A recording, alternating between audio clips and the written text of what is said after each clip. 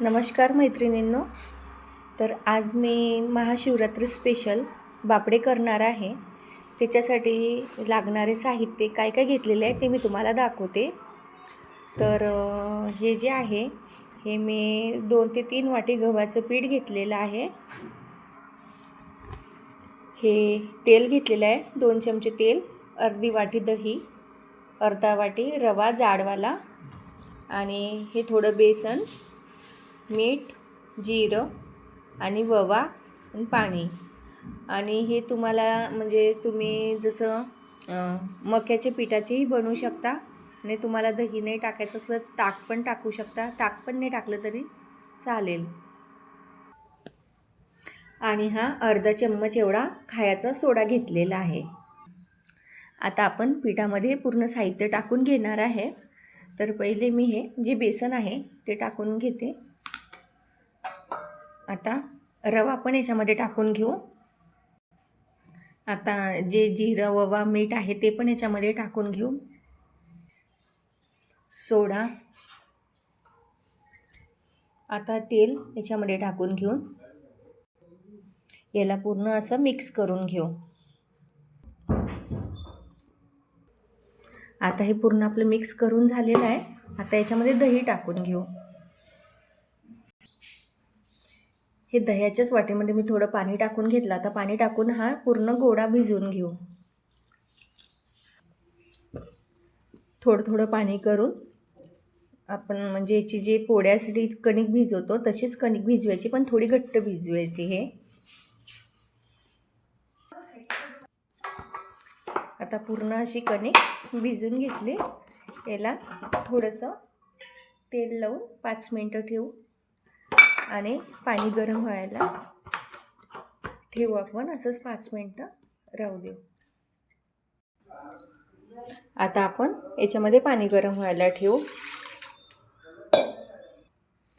आता आपण पाणी गरम होईपर्यंत याचे छोटे छोटे असे गोळे करून घेऊ.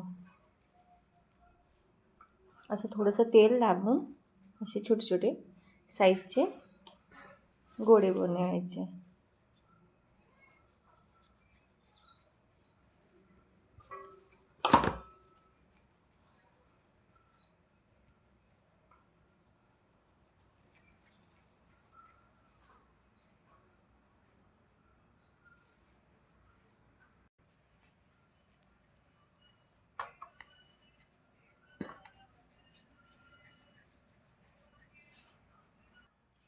आता आपण हे पूर्ण छोटे छोटे असे गोळे करून घेतले. आता आपण ह्या चाळणीला तेल लावून घेऊ.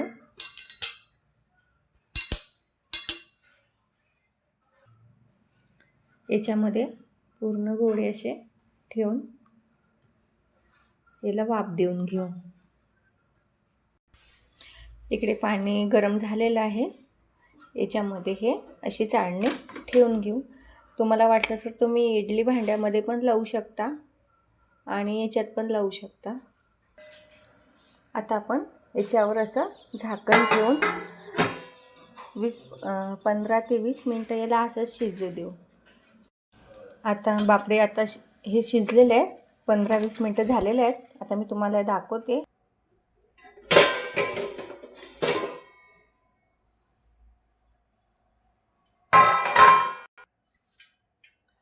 हे असं चाकू हे करून बघायचं. तुम्ही बघू शकता आता आपले बापडे शिजलेले आहेत. याला काहीच लागत पण नाही आहे. आता याला आपण तळून घेऊ. आता इथे हे तेल गरम व्हायला ठेवलेलं आहे. तुम्ही बघू शकता किती छान असे याला हे शिजलेले आहेत. याला मी आता तुम्हाला कापून दाखवते.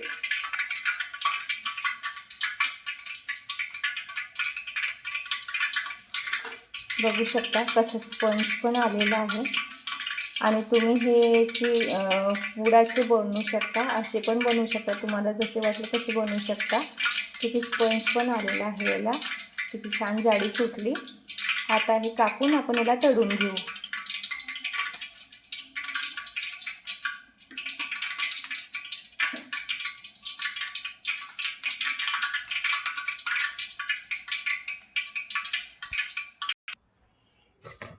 आता हे मी कापून घेतले आणि तेल पण गरम झालेलं आहे. त्याच्यामध्ये आपण थोडे थोडे करून तळून घेऊ.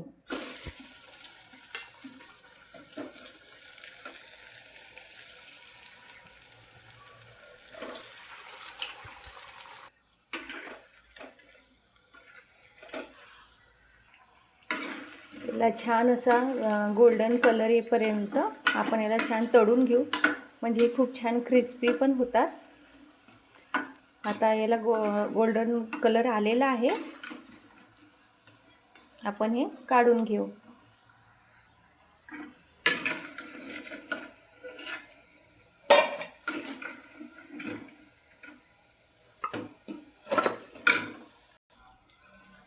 तुम्ही बघू शकता किती छान याला कलर आलेला आहे आणि कसे टोस्ट सारखे असे क्रिस्पी झालेले आहेत.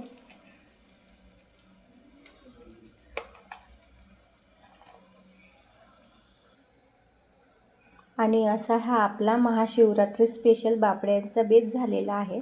तुम्ही याला वांग्याची भाजी फोडणीच्या वरणासोबत पण खाऊ शकता आणि मी याच्यासोबत फोडणीचं वरण केलेलं आहे. आणि तुम्हाला कसे वाटले तर नक्कीच कमेंट्समध्ये सांगा. आणि असे बापडे सोप्या पद्धतीने नक्कीच करून बघा. आवडल्यास लाईक करा आणि सबस्क्राईब करा. बाय. या जेवण करायला.